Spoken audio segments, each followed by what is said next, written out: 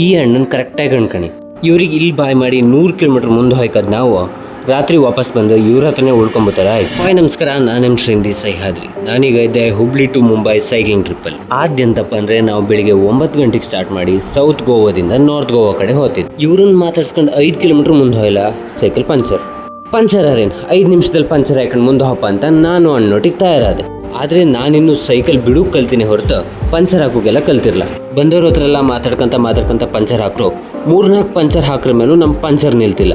ಆಮೇಲೆ ಗೊತ್ತಾಯ್ತು ಇದು ಟ್ಯೂಬೇ ಚೇಂಜ್ ಮಾಡ್ಕಂತ. ಕಡಿಗ ಬೆಳಿಗ್ಗೆ ಸಿಕ್ಕದ ಅಣ್ಣಂಗೆ ಫೋನ್ ಮಾಡಿ ಅವ್ರ ಬೈಕಲ್ಲೇ ಹೊಸ ಟ್ಯೂಬ್ ತಗ ಬಂದು ಅದಕ್ಕೆ ಗಾಳಿ ಹಾಕೋ ಶುರು ಮಾಡಿ. ಇಷ್ಟೆಲ್ಲ ಆಪತ್ತಿಗೆ ಮಧ್ಯಾಹ್ನ ಕಳೆದಿತ್ತು. ಇನ್ನೆಲ್ಲಿ ನಾರ್ತ್ ಗೋವಾ ಹಂಗೆ ಅನ್ಕಂದಿಪ್ಪತ್ತಿಗೆ ಅಣ್ಣ ಕೂಡ ನಮ್ಮ ಮನೆಗೆ ಬನ್ನಿ, ನಮ್ಮ ಮನೇಲೆ ಒಂದು ರಾತ್ರಿ ಉಳ್ಕೊಂಡು ಹೋಗ್ಲಕ್ಕಂದ್ರು. ನಮಗೂ ಅದೇ ಸರಿ ಅನಿಸಿ ಅವ್ರ ಮನೆ ಕಡೆ ಹೊರಡ್ತು. ಹೋದ ಕೂಡಲೇ ಬಾಕಿ ಇದ್ದು ಬಟ್ಟೆ ಎಲ್ಲ ಒಗೆದು ಒಣ ಹಾಕಿ ಕೂಕೊಂಬಷ್ಟೊತ್ತಿಗೆ ಊಟಕ್ಕೆ ಕರೆದ್ರು. ಅವರಿಗೆ ಒಟ್ಟು 3 ಜನ ಗಂಡು ಮಕ್ಕಳು, 2 ಮಕ್ಕಳು ಜಾಸ್ತಿ ಎಂಬುತ್ತರ ಎಲ್ಲರಿಗೂ ಕೂರಿಸಿ ಊಟಕ್ಕೆ ಹಾಕ್ರು. ನಮ್ಮ ಭೈರವನ ಊಟಕ್ಕೆ 3 ಮೊಟ್ಟೆ ಬೇಯಿಸಿ ಹಾಕಿ ಸಾಯಂಕಾಲ ಆತಿದ್ದಂಗೆ ಬಂದ್ಗಣಿ. ಫಸ್ಟಿಗೊಂದು ಚಾ, ಅದ್ರ ಬೆನ್ನಿಗೆ ಖಾರ, ಅದ್ರ ಬೆನ್ನಿಗೆ ರಸಗುಲ್ಲ, ಹೀಗೆ ಊಟ ಕೂಡ ಅವ್ರ ಮನೇಲೆ ಮಾಡ್ಕೊಂಡು ರಾತ್ರಿ ಅಲ್ಲೇ ಉಳಿತು.